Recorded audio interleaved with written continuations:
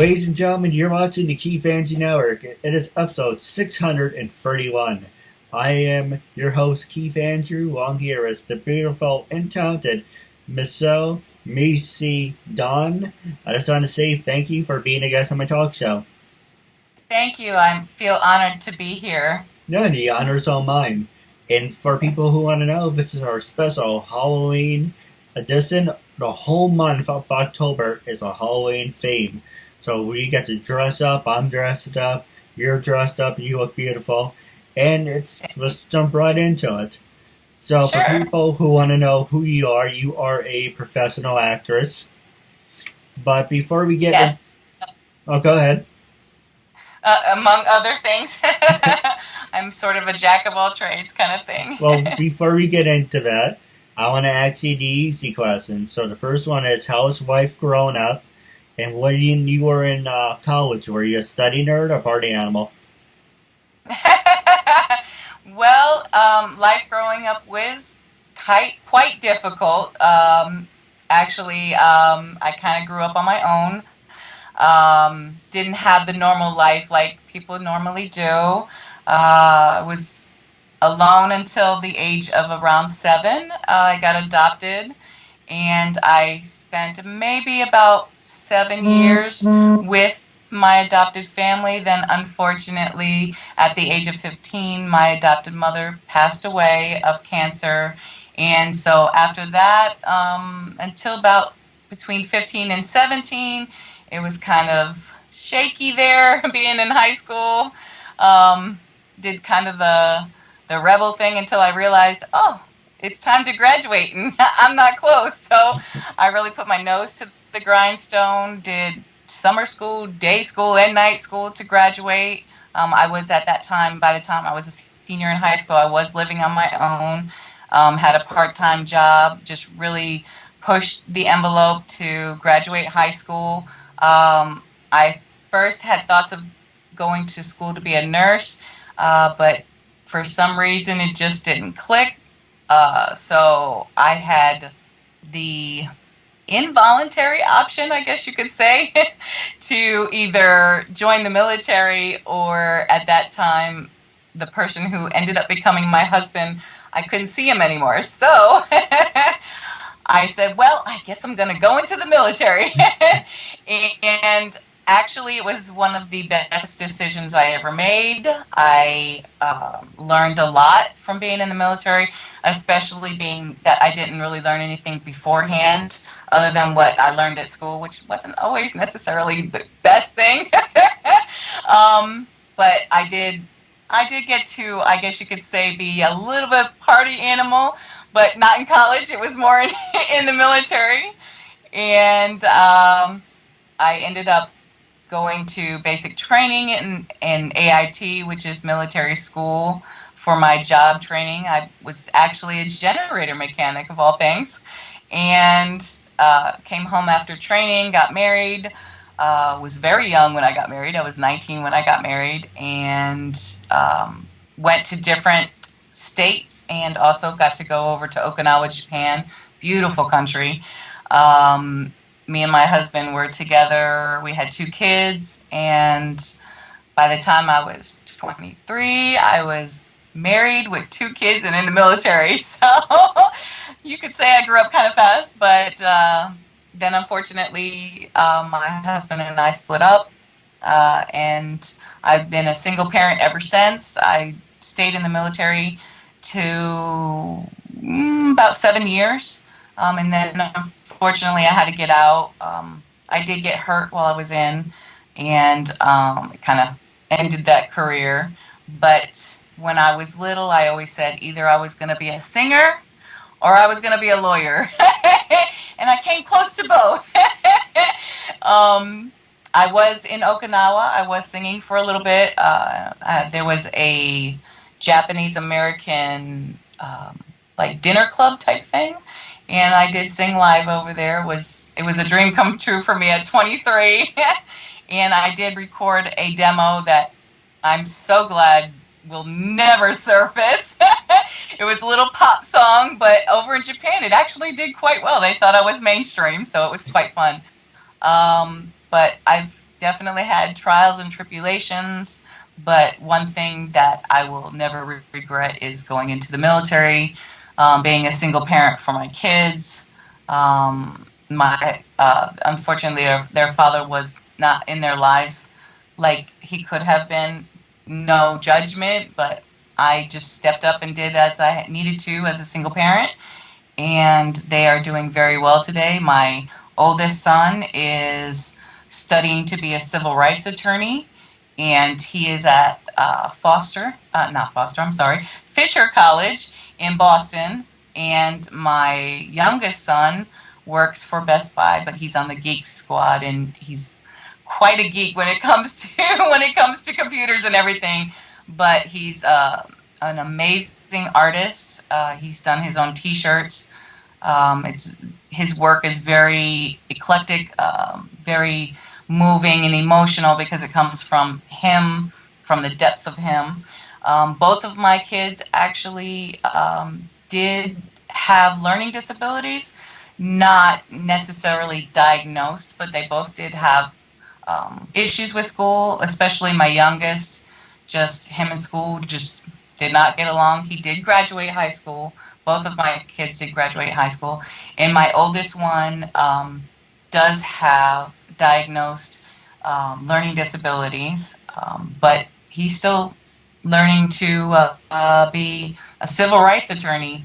And I did work on the Hill for a little bit in Washington, D.C., and one of my coworkers, who was a very good friend of mine, she actually was diagnosed with dyslexia, and she was in Puerto Rico most of the time.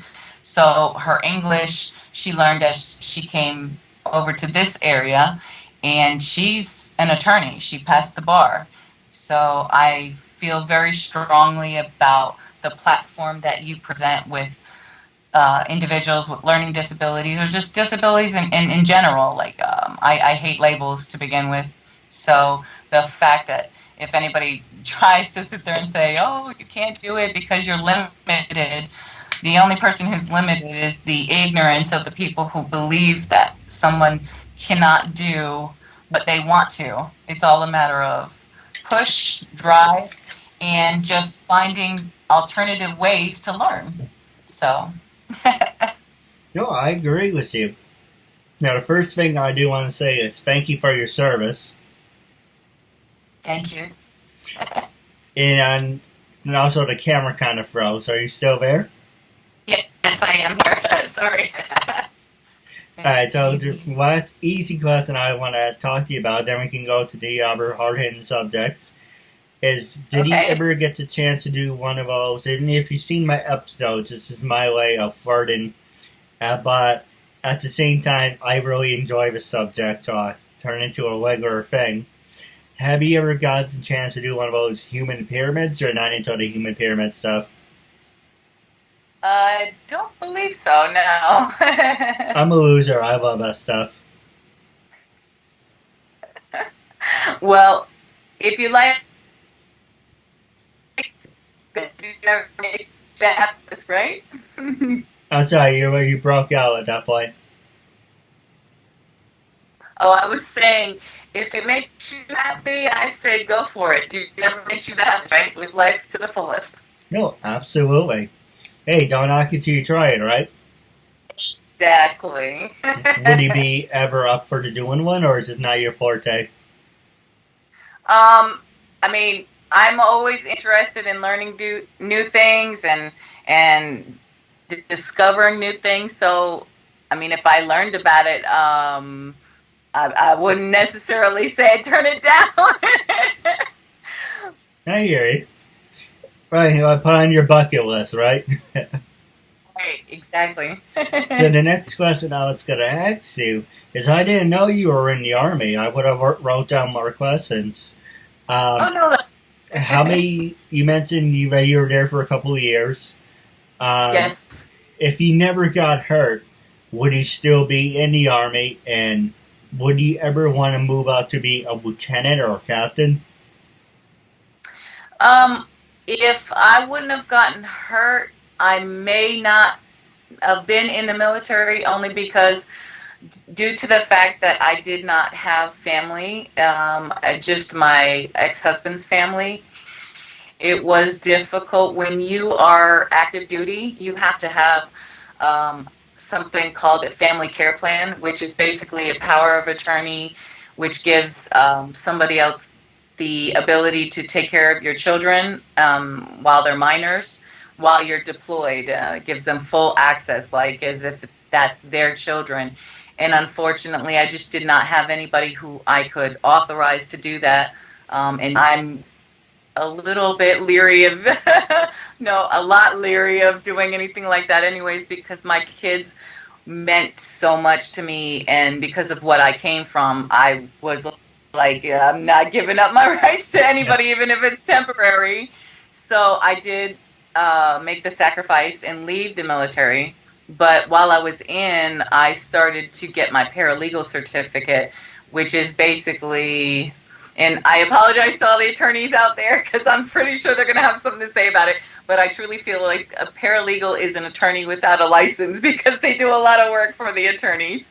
But was the closest that I could get to being an attorney, because at the time when I got out, the military actually paid for me to go to college, and I went to the University of Maryland, which was one of the first colleges that did the online schooling, was geared for military people, which was whoever came up with that idea, thank you so much, because going to college was not necessarily something that was in my future, just because I was a single parent, and with two minors that are only 18 months apart, yeah, it was real difficult, and having to take care of them all on my own.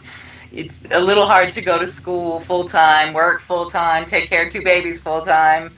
So the military was my savior as far as that, and so was the University of Maryland.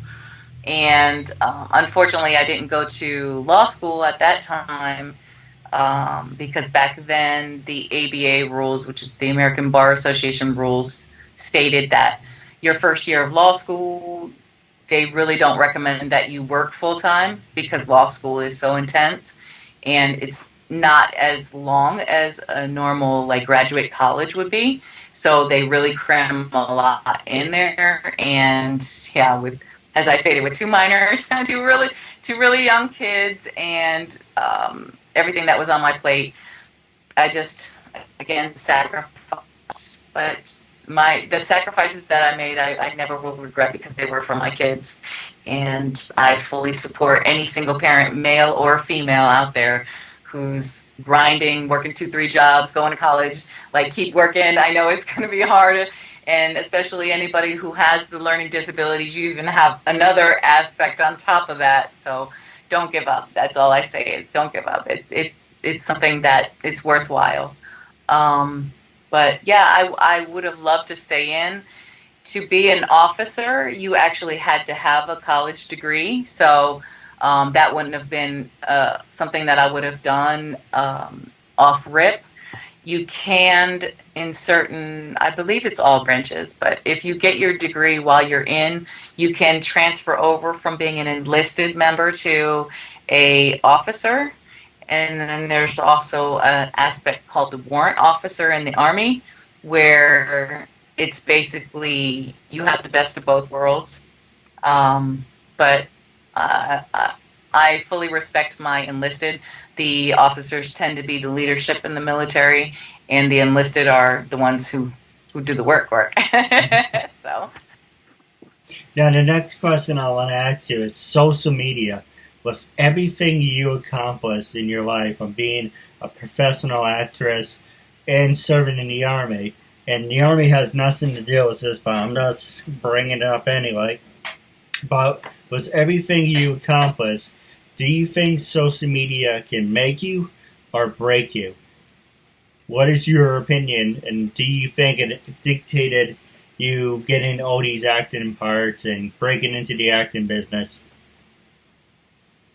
Well, I do have to say, definitely social media is making it a lot easier. As I stated back in the day, I being an artist, I was a vocal artist. I was a singer, and I'm a songwriter. So I am a singer, songwriter. I was modeling back then.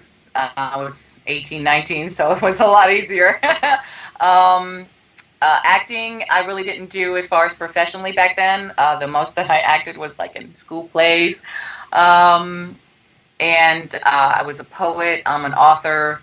I've had some of my poetry published in certain poetry forums back in the day. But back then, it was not easy to break into the business. You had to have a manager. You had to have somebody to promote you.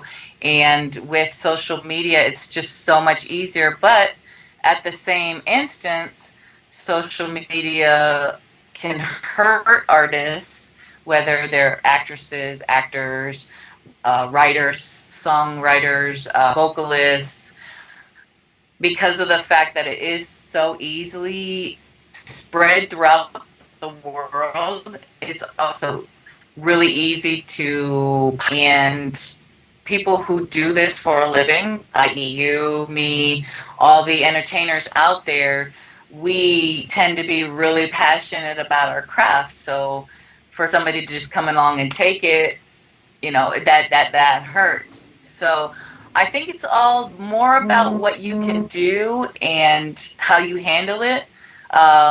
I feel like I kind of got an edge up because I've been in law for so long, and I've done certain aspects of entertainment law. I've done contract law. I've been able to work with attorneys that did entertainment law, so I kind of got to see that. And being part of the music industry back in the day, we were actually working with Sony Records to make a compilation of different artists. So I got to see the back end of it, like how much artists actually get paid and everything that's involved. The normal, average, everyday person just believes that an entertainer makes all this money and life is so glamorous. And if they've watched any of my live feed, they see it's not easy. Nerves are a big thing. Cost is a big thing. Like, you put a lot of yourself up front, whether it's money, financially, mentally, physically, emotionally. A lot of times you get no sleep. You got to answer all your fans. You got to make sure that everybody's happy. And of course, you're always going to have the trollers and the people who are, heckling you. But that just comes with the territory, just like anything. But I truly believe that in any aspect, you don't let it make you, you make it. So be it social media, be it learning disabilities, be it your just normal everyday job, be it life in general, like, you make it what you want, and you don't let anybody stop you. If you're passionate about it, that's what you really want to do, and that's who you are, you be who you are. And that's why I always try to tell people at the end of my live feeds that I really would like to take this to a whole nother level and put the real back in reality, meaning life has become kind of fake and just, how you say, automatic and robotic.